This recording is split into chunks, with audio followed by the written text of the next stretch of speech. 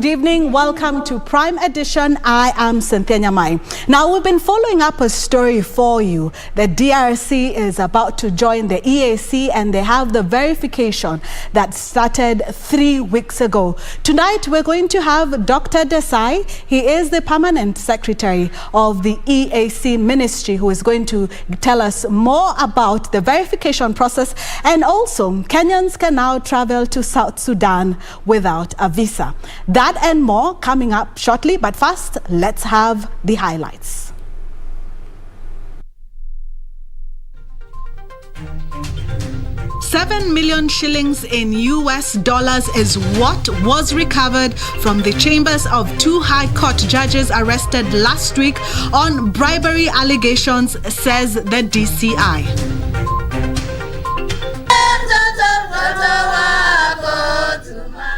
A civilian burial for police constable Caroline KANGOGO accused of murdering 2 men before allegedly taking her life. The National Executive Committee of ODM has today resolved to formally exit the NASA coalition. The NEC has further deliberated on the future of the party and its need to make new friends. We intend to embark on a program to build new partnerships and extend the ongoing talks with our potential partners to the grassroots. Who really is NASA? The big question as Raila Odinga-led ODM decamps from the National Super Alliance.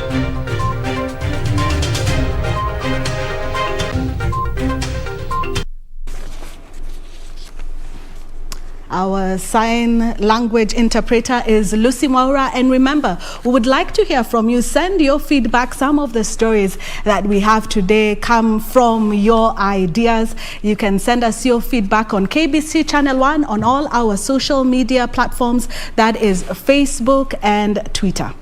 Now, the Orange Democratic Movement has announced its exit from the National Super Alliance following a meeting of the party's National Executive Council. ODM Secretary General Edwin Sifuna said the party will seek new partnerships ahead of the 2022 general elections. ODM becomes the latest party to ditch the defunct opposition outfit after Wiper and ANC. After months of gradual disintegration, the National Super Alliance is no more. The ODM party, a principal member of the defunct opposition outfit, has called it quits. We still hold that NASA is the past. To further demonstrate this point, the National Executive Committee of ODM has today resolved to formally exit the NASA coalition. For months, the writing has been on the wall that NASA would eventually metamorphose. The NEC has further deliberated on the future of the party and its need to make new friends. We intend to embark on a program to build new partnerships and extend the ongoing talks with our potential partners to the grassroots. The announcement by ODM may be perceived as Raila's latest move in a well-calculated game of politics chess in the race for the House on the Hill. Our party leader participated in these talks with utmost good faith and with an eye on settling the matter once and for all, to free ODM to fully focus on its future. The offer made must be seen from this perspective: an ex gratia payment made in consideration of our long-standing relationship and friendship. The party is therefore dismayed by statements attributed to our former partners that the offer was somehow a vindication of their long-running grievance and that the same was made in a desperate attempt to keep them in the coalition.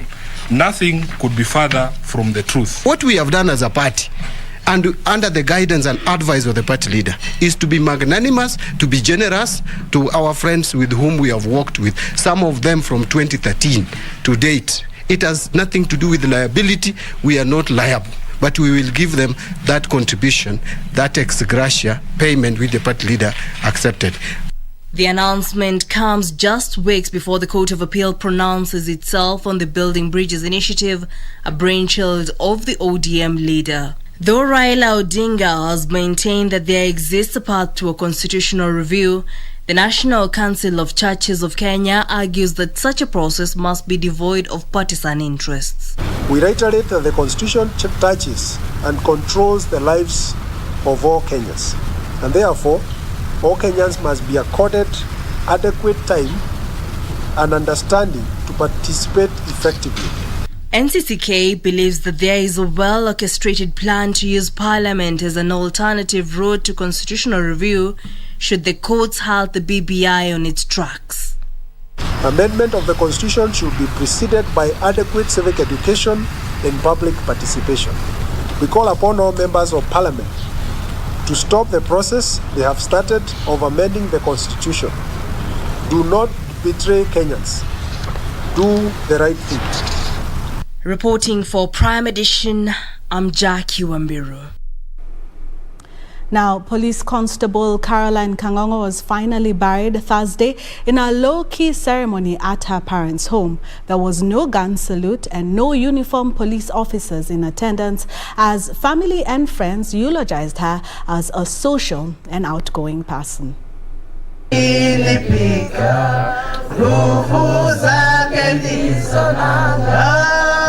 Hundreds of people gathered at the Anin grounds in Iten to bid farewell to Caroline KANGOGO, a member of the National Police Service who died on the 16th of July, 2021. The late was a member of St. Joseph's Catholic.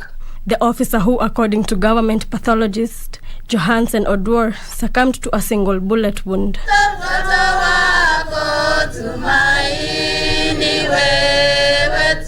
Friends and relatives paid glowing tributes to KANGOGO despite her being the main suspect in two murders, a police officer in Nakuru and a businessman in Juja. Mom, you have passed on, but your memories will always live on with us. We will be forever grateful and thankful that you are our mom. Tuzoee kunena mazuri na wanasema yale ulimi yako inanena ndio utapata.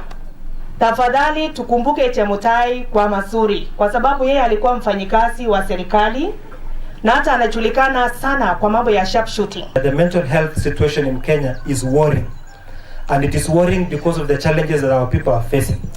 And it is even more worrying when our leaders who are supposed to be helping us are the ones ridiculing the people on the ground. Reporting for Prime Edition, I'm Wamboyo Tiende.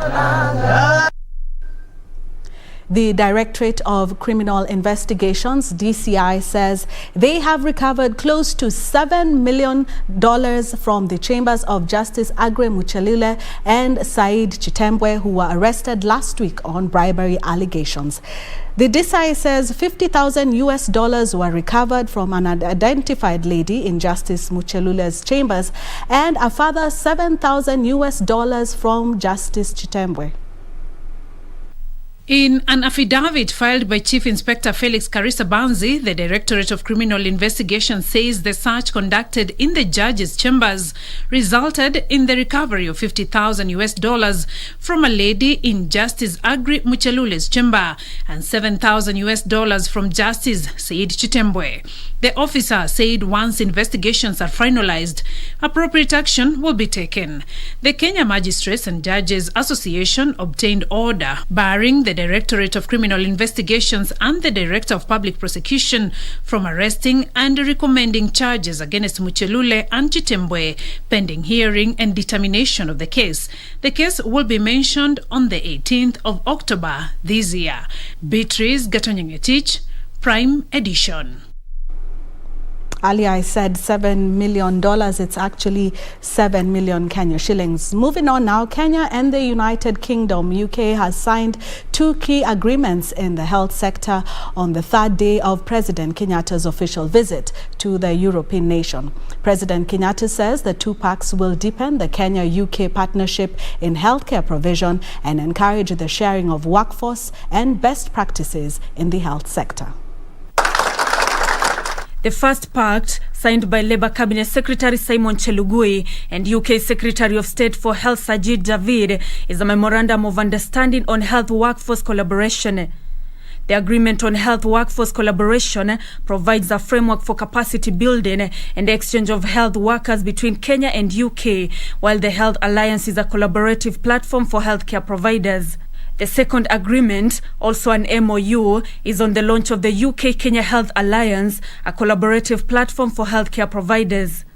Speaking at the Royal College of Physicians in central London, where the agreements were entered, President Kenyatta expressed optimism that the two pacts will deepen the Kenya-UK partnership in health provision. I believe will create a platform for not just health worker exchange, but total capacity building of healthcare professionals, not only in Kenya, but also in the region, who will also take advantage of this partnership. The President applauded the UK for its partnership with Kenya in COVID-19 research, a groundbreaking exercise that saw KEMRI undertake serosurveillance, transmission modelling and testing for the Oxford-AstraZeneca vaccine. We also appreciate the Kenya and UK collaboration in the COVID-19 research, which has enabled KEMRI also to perform serosurveillance, modeling transmission and vaccine testing. And this work will greatly help us as a country to model our health system capacity and to determine how best to enforce the capacity of the system to manage COVID-19 cases. It may have only been formalized a year or so ago, but early this year I think it was formally put together, but it's been saving lives for for decades. And Mr. President, it helped to drive on your big four visions for your country, the vision here of affordable healthcare for everyone in Kenya. Nancy Okware, Prime Edition. Kenya's COVID-19 positivity rate has climbed to 14.4% following the confirmation of 1,068 cases in the last 24 hours from a sample size of 7,398. From the cases, 1,018 Kenyans, while 50 are foreigners, with the youngest being an 11-month-old baby and the oldest is 93. 15 patients have died, taking the country's COVID-19 related deaths toll to 3,910. The ministry, however, reported some 398 recoveries, 255 of them being from the home-based isolation and care program of 143 from various healthcares countrywide. Total recoveries now stand at 188,222, of whom 150,043 are from home-based isolation and care program, while 38,179 are from various health facilities countrywide. Moving on, still on COVID, the Ministry of Health is cautioning Kenyans who have been fully vaccinated against going for a different vaccine. The chairman of the COVID-19 Vaccine Deployment Task Force, Dr. Willis Akwale, says those who have received their 2 doses of AstraZeneca vaccine should wait for further direction from the Ministry of Health. Dr. Akwale further cautioned Kenyans against complacency at a time when the country is battling the dominant Delta variant. As the country awaits the arrival of more doses of the COVID-19 vaccines in the course of this week, the Ministry of Health is concerned with reports that a section of Kenyans fully vaccinated intend to use a different vaccine for a new 3rd dose. The chairman of the COVID-19 Vaccine Deployment Task Force, Dr. Willis Akwale, says such a move is uncalled for as the ministry has not issued such a directive. What they are saying, although I got AstraZeneca 2 doses, I can also get Pfizer, another 2 doses. That is going to be chaotic. It's not something we want to see. If you have got your 2 doses of AstraZeneca, you are fully vaccinated, we will tell you when you need another round of vaccination. Let me tell Kenyans, the vaccines, all these vaccines are the same with respect of reducing severe disease, hospitalization and death. Akwale said with the new doses, more Kenyans would receive their first dose as the ministry races against time to vaccinate over 2 million people by December. Given the improved situation of our vaccine, now we are going to administer both the first and the second doses. And now the doses are available, and you'll start seeing them this week. And as the country continues to witness an upsurge in COVID-19 infections occasioned by the Delta variant, he is cautioning Kenyans against complacency. If there are people who are thinking that after vaccination it is freedom, there is no freedom. You are actually a public health risk factor, because if you don't put on your mask, if you drop down the hygiene practices, you stop social distancing, then you will be spreading the disease. Despite the Delta variant being in circulation, he says the efficiency of the vaccines is not fully compromised. That the vaccines still work even with the Delta variant. They may just be slightly less effective, but they work. Despite a section of Kenyans having been fully vaccinated against COVID-19, the Ministry of Health is cautioning against complacency at a time when the number of infections is on an upward trajectory. Nancy Okware, Prime Edition. Thank you, Nancy, for that report. We'll take a short break, but when we come back, I'll tell you why food prices are likely to go up in the next few weeks.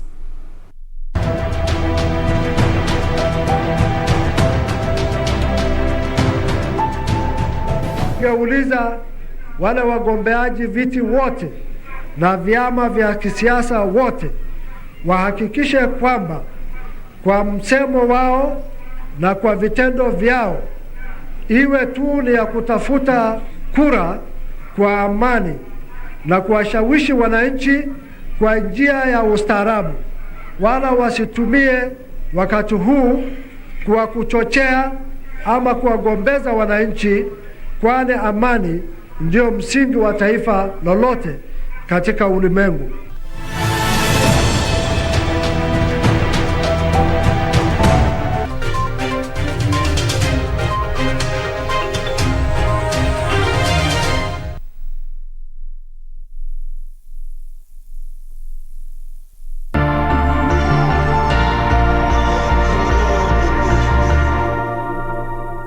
Kwa majina yangu naitwa Eriki, ama unaweza niita Mogaka. Mimi ni socha.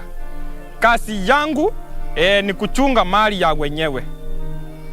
Hakuna kitu kwa uchungu sana kama mtu kupoteza, especially pesa ameweka kwa nyumba ama ofisini. Na hizo kesi ukuwa ngumu sana kufuatiliwa. Na waomba wenzangu, kama vile mimi ufanya, weka pesa yako kwa bank account juu KDIC imekuhakikishia iko safe. Weka kitu kwa bank. Be sure, check out for a KDIC sticker in your banking hall. KDIC, protecting your deposits.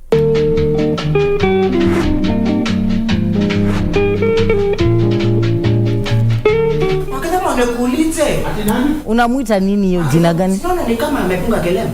Kilemba sasa Alimulima yani kama shamba na alijaribu kusaidia. Wewe ulipofamiwa, yani uliona watu wanafanana.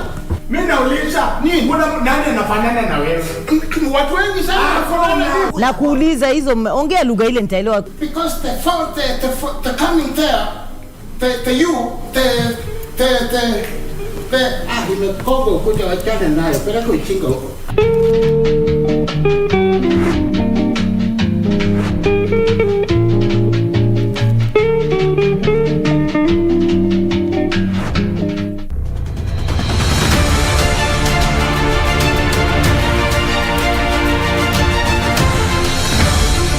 Chini ya uongozi wa Rais Uhuru Kenyatta, uwekezaji katika mipango inayozisaidia biashara ndogo ndogo na za kadri umeongezeka, na hivyo basi kuunda nafasi zaidi za kazi.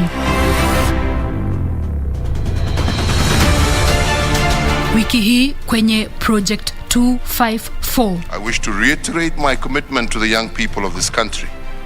You are the most important agenda for me and my administration. Nilipokuja Kirdi, niliona kazi imeanza kwenda haraka because the machines zilikuwa. Wametuwekea machines. Sasa sisi kazi yetu ni kukuja na kuprocess Kirdi na kufanya product development na kuuza.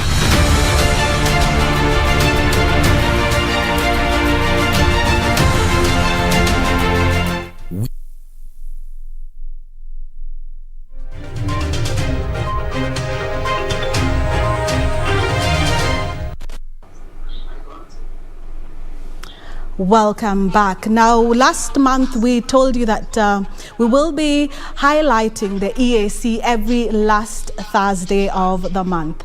And today we are joined by the Permanent Secretary of the EAC, Dr. Desai. Dr. Desai is all the way in Samburu, so he will be joining us live on Zoom. Dr. Desai, good evening.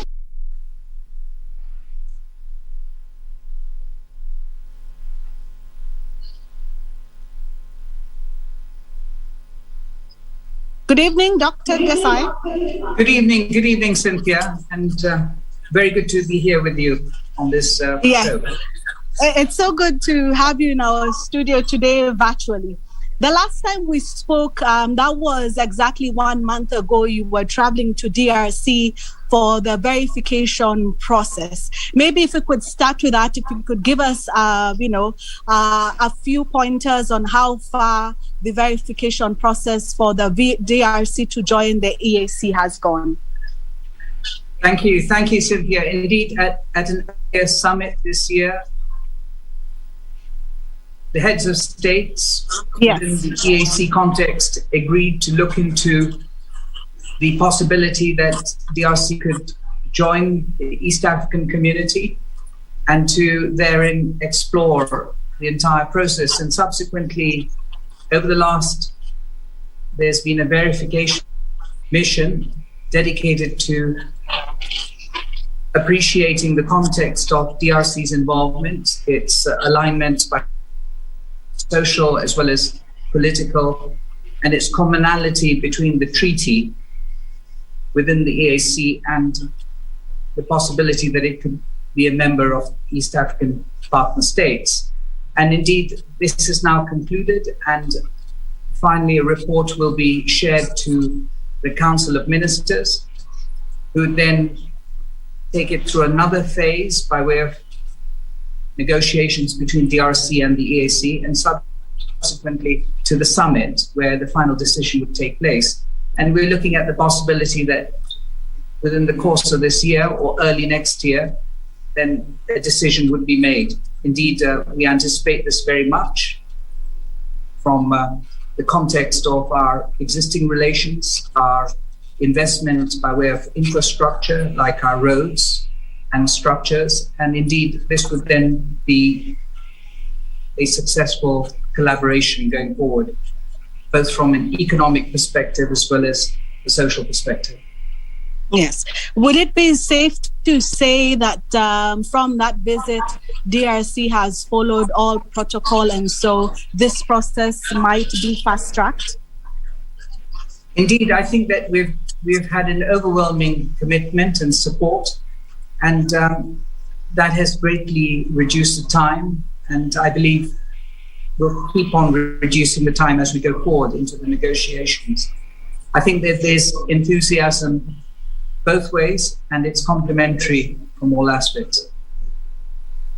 Yes.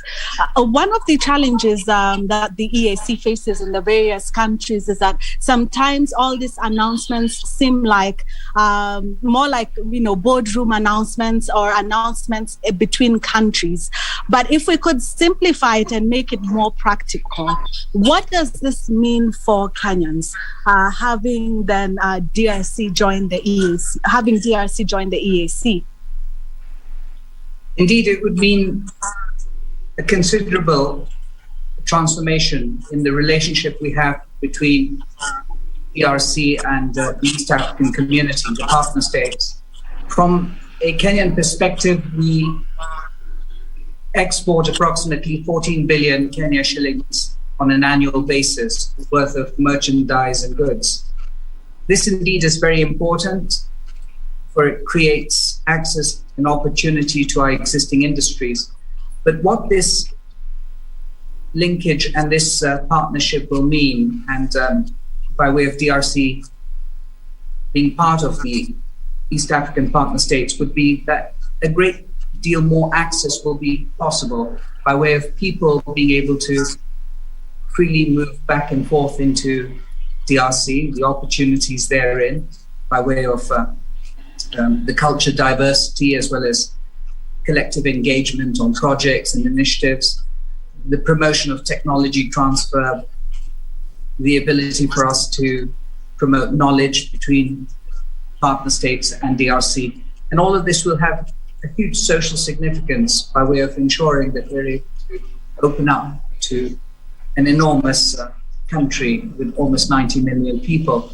But it'll also make a huge difference in terms of our manufacturing capacities and mutually our ability to appreciate and understand the strength of the markets, the common market, by way of encouraging investment and promoting that greater resilience of our economies within East Africa and Central Africa. And most importantly, of course, it'll mean a tremendous amount by way of ensuring that we promote the necessary transformation of our service sectors, our industrial sectors, commerce, our existing financial sectors. This would be a great amplification of our efforts to date, and those include establishing one-stop border posts, road networks which link all the way to Mombasa, and so forth. And all of this would be greatly facilitated now by way of DRC joining the Common Market Protocol, the Customs Union, and thereby creating an enormous synergy and transformation. And this is what we all very much look forward to, that scale and that capacity that would be indeed a game changer in all our affairs mutually, and promote greater capacity for the entire East African partner states. Yes, and just this week, there was an announcement that now Kenyans can travel freely to South Sudan without visas, which is in line with the EAC rules. But there has been concern that there is protocol that is still not, crucial protocol actually, that is still not being followed by South Sudan. What steps are being taken? Indeed, this is all work in progress, Cynthia. The great news indeed, we've had many different movements to date. You know, the application of DRC joining the East African partner states, and this is indeed work in progress. And indeed, you know, the possibility that now as partner states, we can play a more significant role into the exports into DRC, which currently stand collectively at 13%. But even if we look at the developments now taking place within South Sudan and in line with the EAC treaty, this is a significant acknowledgement and an appreciation of the East African partner states by fulfilling what the EAC treaty very clearly spells out to ensure that partner states remove the visa requirements. And I think that we're incredibly grateful and in particular very pleased with this decision, which has major implications by way of first and foremost promoting greater movement of people. And this includes everyone, including the youth. Visas generally are a hindrance, but they are also a hindrance to micro, small, medium enterprises and all kinds of commercial activities and services. And so without visas, there'll be a lot more free movement, there'll be a lot more negotiation and collaboration. And in time to come, this process will become more and more efficient. And we look forward to that. We look forward to the outcome of greater efficiency by way of equity and access of people. And subsequently, you know, this will have a major impact in terms of intra-trade, as well as the promotion of intra-trade between partner states. So indeed, these are very much well welcomed by all partner states, including the EAC as an institution, who have hailed this move as a very successful decision by way of supporting what the EAC stands for by way of open integration. Yes, we are running out of time, but I wouldn't let you leave without one question and a topic that I know you're very passionate about, and that's give us an update on the business reforms and transformation. Indeed, Cynthia, we're making a lot of progress in view of the fact that MSMEs play a very significant role in the development of this country. And we need to embrace their unique circumstances and develop an ecosystem that really promotes their transformation, their resilience, their promotion of inclusive development, and their profitability. They are at a fundamental phase where they promote the utmost level of contribution to our economy. And with that in mind, the business reforms efforts to date by the government of Kenya have been tremendous. Even despite COVID-19, we've managed to influence and improve the Companies Act, thereby promoting greater efficiency and registration. Today, we are seeing almost 200 companies registered on a daily basis. Further to that, the ability for us to ensure that they're sustainable is on the, which include first time Kenya has established a small claims court, which now enables greater equity and access to justice of smaller organizations and at no cost. And I think that this indeed is once again significant to how we create an ecosystem that's enabling. At a recent meeting, the micro, small, medium enterprise sector have very clearly spelled out that they need an ecosystem that's predictable in order for them to invest more, to be able to ensure that the policies and legislations and the regulatory environment are very clear from a context perspective as well as their involvement. But they'd also like greater awareness by way of all the reforms that are currently occurring within Kenya. And indeed, there are many, and we have established an innovation through a toolkit which enables them to have access to this information so that they keep abreast. This is a very important part of their sustainability and performance, knowing the ecosystem that exists so that they're able to invest freely and have the greater confidence towards ensuring that they're able to scale their businesses and diversify their product range. Further to that, government has created markets by way of ensuring that government procurement is targeted to local content. But all the work we're doing within the East African community is promoting the access to external markets, thereby promoting greater cross-border trade. Our efforts have also borne well by way of promoting and building further capacity amongst women traders across borders. Various missions have been developed in order to help understand the intricacies of cross-border trade, which includes certificate of origin and other aspects, all with a view of empowering them in view of the fact that indeed they are instrumental and fundamental towards promoting greater intra-trade. Last week, we established the foundation for Busia market, which will be an innovation in itself to promote this thinking by way of promoting the necessary trade and capacity within the region. So indeed, the reforms are playing out and we are making them COVID-centric so that we ensure that whatever we are focusing on, whether it's meetings virtually, are all recognized within the context of policy, legislation, and regulation as far as the business environment is concerned. Thank you very much, Dr. Kevit Desai, for joining us all the way from Samburu and just highlighting some of the benefits of the EAC. I do wish you a good evening. Thank you very much, Cynthia. Now let's catch up with another local story. With schools countrywide in sessions for a new academic beginning in this week's calendar, there has been an outcry from parents and education stakeholders on the fees burden, especially due to the short breaks between one term to another.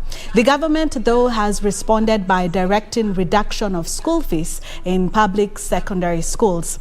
But who cushions schools that have equally suffered the effects of COVID-19? Our reporter Caroline Kamau looks at the strain of running schools in the country amid dwindling resources by Kenyan parents. Once again, plead with our principals and head teachers to ensure that no child is sent home on account of school fees. This directive came as a reprieve to parents across the country. With the adverse effects of COVID-19 on the economy, most parents have had a hard time catering for basic needs in their households. But while the government does its part to cushion parents, schools are facing a significant financial challenge. We could not send back children home to go and collect the unpaid fees. What did parents do? They held back. So even those who could pay fees did not pay. But there were utilities that were going on. So we had that challenge. Nobody mitigated it. According to Ndimuli Kahi, who is the chair of the Kenya Secondary School Heads Association, the prolonged closure of schools last year meant that while demand to settle utility bills continued, including paying of non-teaching staff, there was no continued payment of school fees to cater for these constant expenses. We forgot that schools had other non-teaching staff who too needed to be cushioned, they needed to be paid salaries. But schools did not have money to pay the non-teaching staff. There was no advisory on what should be done with those workers. So schools owe them. So that is a pending bill that many schools are yet to pay. The directive that no child should be sent home, he feels, is being exploited by some parents. So parents are taking advantage. That because the principals are not going to send their children home, minister has instructed that the children should not be sent home. Even those who are able to pay are taking advantage of that. The Ministry of Education introduced capitation of 22,244 shillings in secondary schools. This figure is released quarterly to schools and is also specific on what it should cater for. Whatever comes to school, we again put aside some money to improve on infrastructure. So that capitation we cannot purport that it will run schools. Parents should meet their obligation. And when your child is in a boarding school, you can't expect that this child will be sleeping hungry. No. You don't expect that this child will be sitting in darkness, that this child will not be drinking water. All these must be provided for, and they are provided for at a cost. Traditionally, an academic calendar in Kenya runs for 39 weeks. Under the revised calendar, schools will run for about 30 weeks. Informed by this, the government has revised the fee structure. For example, the fee structure of a Form 3 student in Machakos Boys, which is ranked as Category A boarding school before the revision, was 53,554. The revised fee structure has seen a reduction of 8,000 shillings to 45,000 shillings. While Ndimuli says schools management understand where the decision came from, he opines certain issues were also not considered. We have a whole year to pay salaries. Yeah, we do not stop to pay salaries to these workers because we do not have a kind of contract that when the students are in school, we pay you. When they are not in school, we don't pay you. There are those running costs that are constant. I'll have to pay for electricity. We are not going to put the school in darkness when the students are not there. Ndimuli says most schools are running at the mercies of suppliers who also expect their dues paid despite the financial constraints that exist. To a supplier, so long as a child is in school, so long as there are children in school, fees has been paid.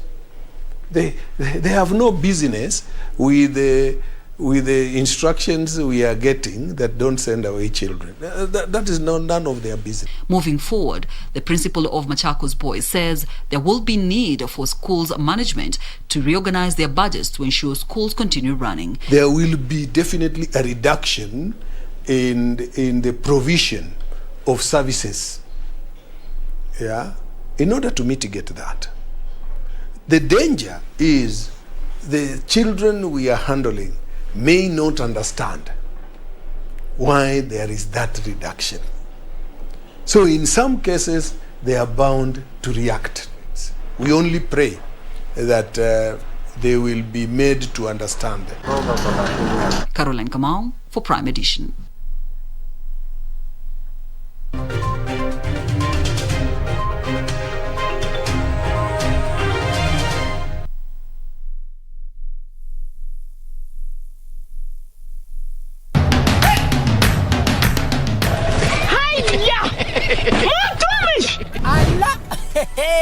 Nissan Serena ndio hii. Na unaweza kuwa wewe ndio tunapikia simu. Kodi ya Nissan Serena ni NS. Alafu kisha kwenye amount ni 50 bob. Hii Nissan Serena tunakupatia na shilingi 50. Kujiunga na QuickBid ni rahisi. Enda kwenye M-Pesa, bonyeza paybill kisha weka business number 4032353. Kwenye account weka kodi ya bidhaa unayotaka na bid yako ya chini zaidi. Kwa mfano TV 16. Kisha weka shilingi 20 tu kama idadi yako. Weka bid yako pia kwenye www.quickbid.co.ke. Kumbuka, bid ya chini zaidi ya kipekee ndio ununua. QuickBid, bidhaa bora kwa bei ya chini.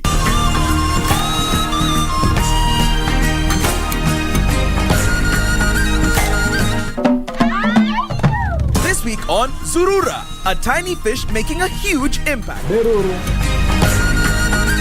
Rastani Ebola Argentina. Fashion on Kenya's lakeside region. With the one and only. And a dance to keep the culture alive. That's coming right up on Zurura. Find your adventure. Ndio ile Lake Victoria pale ninaiona vizuri sana.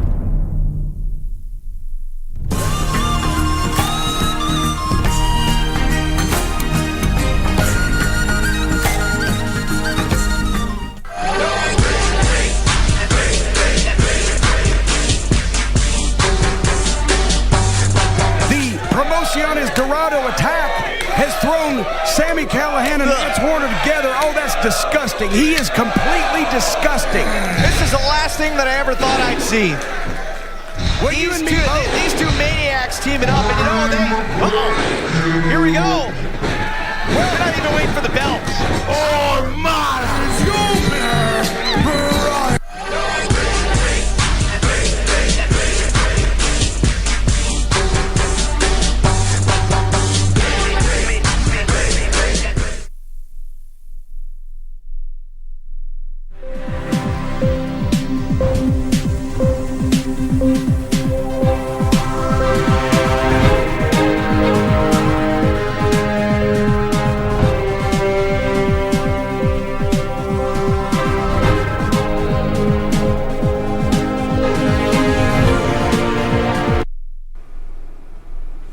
Welcome back, and now let's catch up with business news. Now, food prices are likely to go up in the coming weeks due to depressed rainfall in food-growing regions. This is according to Central Bank Governor Dr. Patrick Njoroge, who projects lower maize and wheat yields this year due to insufficient rainfall in most parts of the country. Here is our reporter Caroline Jenga with the details. The rate of inflation hit a 15th month of 6.3% in June, driven up by higher food and energy costs. Data from the Kenya National Bureau of Statistics indicate that the price of sukuma wiki, spinach, beef and cooking fat increased, pushing up the rate of inflation in June. And in a post-monetary policy committee briefing, Central Bank Governor Dr. Patrick Njoroge said the situation is likely to worsen in coming weeks as the cost of foodstuffs go up due to depressed food production caused by poor rains experienced in most food-growing regions. June, July, August, and it looks like rainfall during this period the outcome will be worse or lower as compared to 2020. So that's one thing. And then we have also seen, so this will lead to, let's say, poorer crop conditions. And we've already, therefore, assessed lower yields in terms of maize, wheat, etc. Dr. Njoroge expects inflationary pressures to increase in coming weeks, but will remain within the government's target band of between 2.5 and 7.5%. He says even though the economy has been performing below par due to COVID-19 disruptions, he is optimistic that the economy will rebound in 2021, supported by the continued reopening of the service sectors, including education, recovery in manufacturing, and stronger global demand. The rising political temperature in the lead up to next year's general election, however, remains of risk. This is our economy, and this is our country. No, we'll still be here at the end of this year. We'll still be here at the end of 2020. 2022. We'll still be here at the end of 2023. We'll still be here at the end of 2024, etc. So it's about time that we did things that will be beneficial to us also in the long run. Carol Jenga for Prime Edition. Now, farmers in eastern Kenya have embraced pre-cooked beans variety that takes 10 to 15 minutes to cook. The farmers have also started a bean processing venture producing bean snacks. Here is Benson Rioba with the details on this week's edition of FarmWise. Average bean consumption in Kenya is estimated at 14 kilos per person annually, with a majority of consumers concentrated in western Kenya. However, nutritionists argue that the consumption rate could be much higher were it not for the tedious process of preparing a plate of beans. This has prompted farmers in lower eastern region to start farming a pre-cooked bean variety that takes a shorter duration to cook when compared to the traditional beans. Tumerahisishwa tena kazi kwa sababu nikitoka kwa kazi nikiwa nimechoka, mimi nakuja naingiza mboga yangu kwa dakika 15 hiyo marakwe na kula na shika mambo kazi ingine. Wengine tunapika na masaa 3 lakini hii ni dakika 15. The new variety takes about 10 to 15 minutes to cook, thus conserving energy. The farmers are producing the pre-cooked bean variety for a new processing factory they started. Sisi area yetu tunalima hii marango ni mingi. Ile ingine imenifurahisha ni bei ya sisi wote wana vikundi na wakulima. Ni bei itakuwa ikifaitisha mkulima. Kwa sababu ile blockers zinakujanga katikati zinachukua na 30, 40. Sisi tumeona soko sasa. The factory produces, among other products, bean snacks with the hope of attracting the youthful population to consume nutritious snacks. A lot of pupils, children, they like things that are sweet, they eat. But most of them may not be nutritious. The bean snack is 60% bean, done with other things. So if a child eats that, and if the product is made for beans with the high micronutrient, that kid will be more healthy. The new easy-to-cook bean variety is earmarked to increase bean consumption in urban areas, targeting working class who have limited time to cook meals or are keen on spending less on cooking fuel. Economy, what income? By farmers commercializing and selling beans commercially, what income do they get? Are they able to pay for health? What the government is doing with the universal health? Are they able to pay school fees? Are they able to buy a new clothes?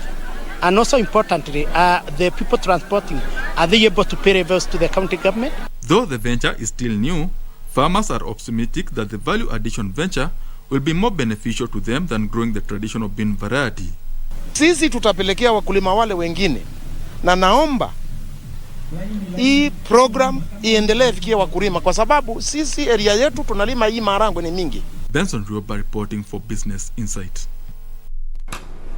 Well, feedback from Benson Karu. He says he would love to try out the bean snacks. I would also love to try out bean snacks. They sound a bit more healthier than the regular snacks. Let's catch up now with Tax 101, which is quickly becoming a favorite of our viewers. Now, if you're looking to venture in the bottled water refill and packaging business, you are required to pay excise duty to Kenya Revenue Authority. The cost of the excise stamps varies according to the product. As our reporter Caroline Jenga explains on tonight's episode of Tax 101, for the bottled water and aerated water, the fee is 50 cents per stamp. Is a tax imposed on goods and services manufactured in Kenya or imported into Kenya. On today's episode of Tax 101, we speak to Joyce Denda, who is a KRA expert, to further break down for us excise duty tax. The Excise Duty Act 2015 prescribes payment of a fee upon application of license or registration to manufacture or import excisable goods. Excise Duty Regulations 2020 provides that 50,000 shillings excise license fee be paid during the business registration. All excisable goods manufactured in or imported into Kenya, with the exception of motor vehicles, must bear excise stamps. I'll start with bottled water. There's also sodas, there's alcoholic beverages, there's cigarettes, cosmetics, and for services, I'll give examples of the other fees that are chargeable by financial institutions, e.g. banks. For example, ATM withdrawal. The cost of the stamps varies according to products. For alcoholic beverages, there is like spirits. For spirits, it's about 265 shillings and 50 cents per liter. Then for wine is 198.34 per liter. For mineral water and aerated water, the fee is 50 cents per stamp. There are two key players in the water industry, bottlers and refillers. The biggest bone of contention has been with the latter category, which specializes in refilling water using automatic water dispensers, also known as water ATMs, on whether to charge excise duty or not. According to the law, they are also obligated to charge excise duty. According to the Finance Act 2020, all persons in the business of bottling, including those refilling or packaging water, are required to obtain an excise duty license from Kenya Revenue Authority as a prerequisite for charging and remitting the excise duty. They are also required to affix excise stamps on each bottle that has been refilled or packaged. Specific persons who are licensed, for example, excisable manufacturers. There is also excisable service providers, and these ones are not licensed, but they are registered. They are the importers of excisable goods. These ones are just registered. So the three are the ones who are supposed to account for this tax by they file a return and they pay on iTax on or before the 20th of every month. In situations where the sale of water is through automatic dispensers, commonly known as ATMs, it may be a challenge to affix stamps on the bottles for walk-in customers. In this case, the seller is required to obtain an excise license and remit to Kenya Revenue Authority 5 shillings and 47 cents for every litre of water sold per month. Caroline Jenga for Prime Edition.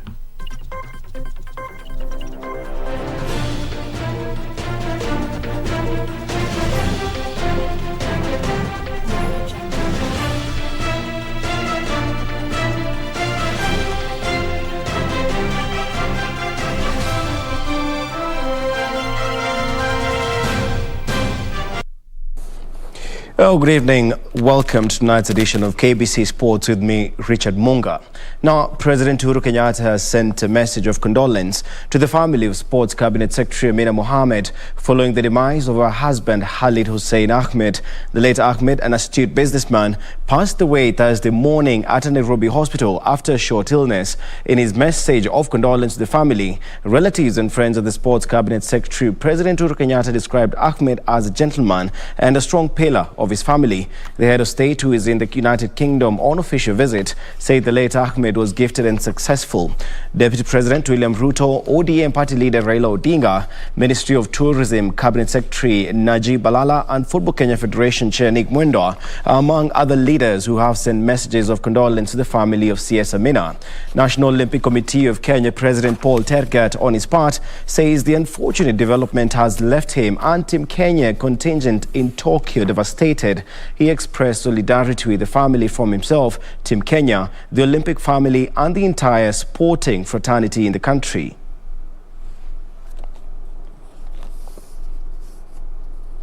Now to Tokyo, whereby the national women strikers were handed a third successive straight set defeat by Serbia in the ongoing Tokyo Olympic Games at the Ariake Arena. Meanwhile, national rugby 7 side Lionesses started off their Olympics campaign on the wrong footing, losing their first 2 group games. Lionesses suffered a 29-7 defeat in the hands of New Zealand before losing 35-12 to Russia in their second game.